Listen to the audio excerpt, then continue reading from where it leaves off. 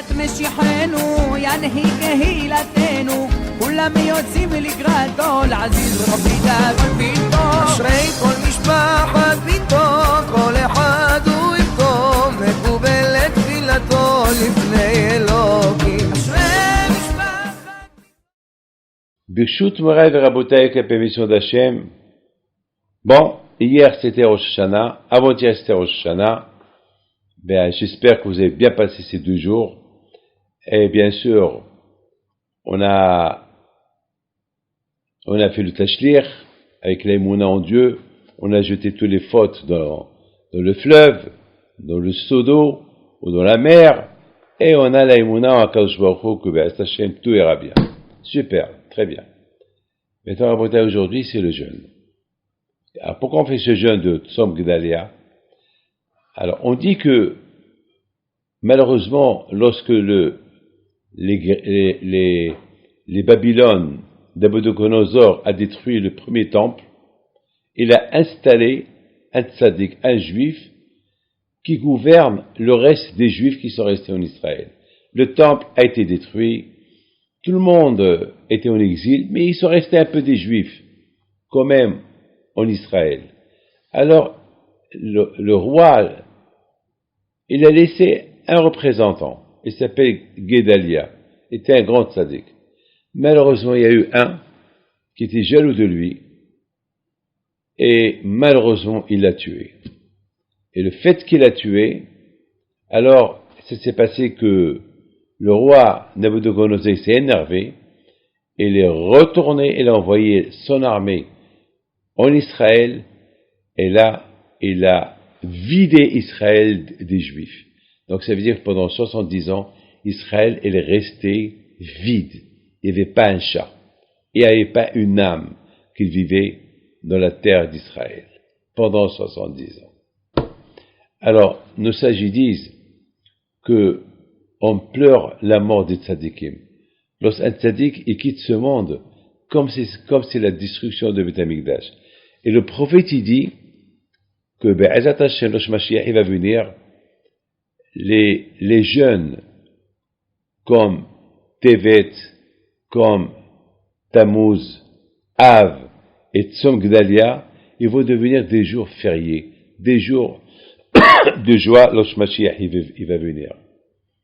Pour Akadosh Baruch Hu, vous savez que ces 4 jeunes-là, ils sont liés avec la destruction de Beth Amikdash. Et alors, la mort de Gedalia, elle n'a aucun lien avec la destruction de Beth Amikdash. Mais étant donné qu'elle a été tuée après la destruction de Beth Amikdash par des Juifs, donc on compare cela comme la destruction de Beth Amikdash. Lorsqu'un tzaddik qui nous quitte, c'est comme la destruction de Beth Amikdash. Alors moi, je me suis posé une question. La question que je me suis posée, mais il y a beaucoup de tzaddikim qui sont morts. Et on fait pas de jeûne pour eux. Alors pourquoi, c'est quoi, il parle que même Jérémia, il a été tué. Le prophète Jérémia.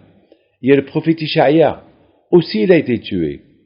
Il y a aussi le prophète, le fils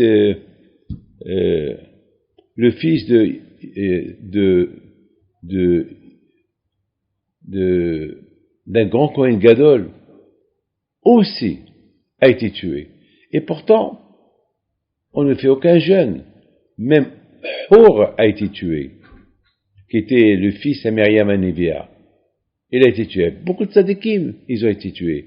On ne fait pas de jeûne pour eux. Et qu'est-ce qu'on va dire à la Shoah? 6 millions de juifs qui sont morts. Et parmi eux, beaucoup de tzadikim qui sont morts. On ne jeûne pas pour eux. Alors pourquoi? Pourquoi pour Hizkiya? Pourquoi pour Gedalia? On jeûne. Pourquoi? Parce qu'il a été tué par des juifs, alors on jeûne. Pourquoi?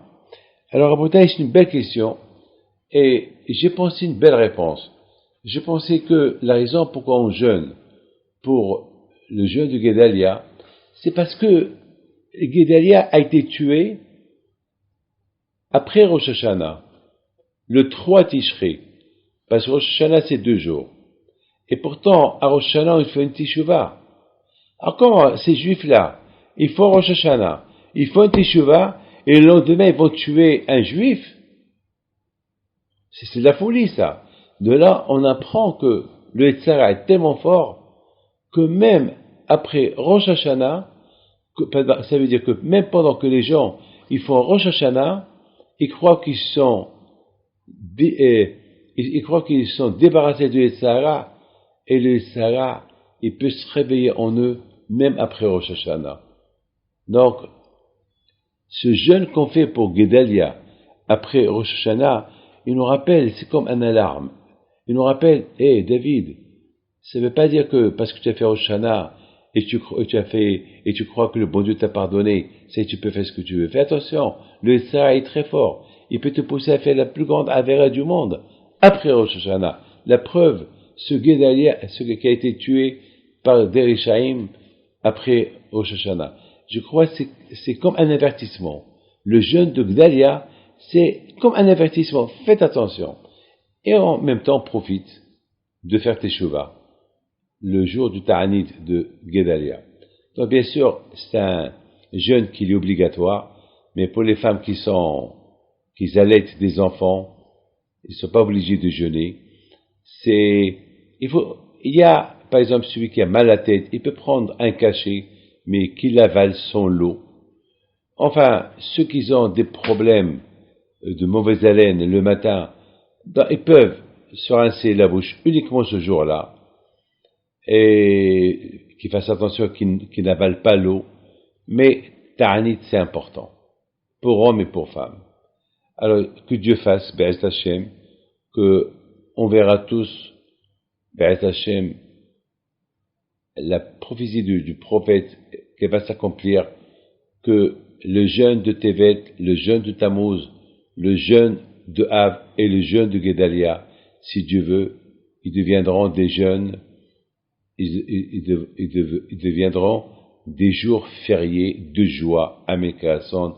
Encore une fois, Shabbat Shalom et bonne fête, bon Kippour, bon Ta'anit. Vous avez 7 jours de Ta'anit Gedalia, du jeûne de Gedalia jusqu'à Kippour. Profitez-en pour faire une bonne Teshuvah. Moi, si Dieu veut, je serai à Paris. Je vais faire là-bas une conférence. Be'ez Hashem le jeudi soir, le jeudi avant Shabbat Shuvah. Donc, Be'ez Hashem, ça veut dire entre Rosh Hashanah et Kippour. Je serai à Paris, je ferai une conférence Be'ez Hashem à Nazareth. Entre-temps, que le bon Dieu vous protège, vous donne la santé. Amen ve Amen. Bonne fête.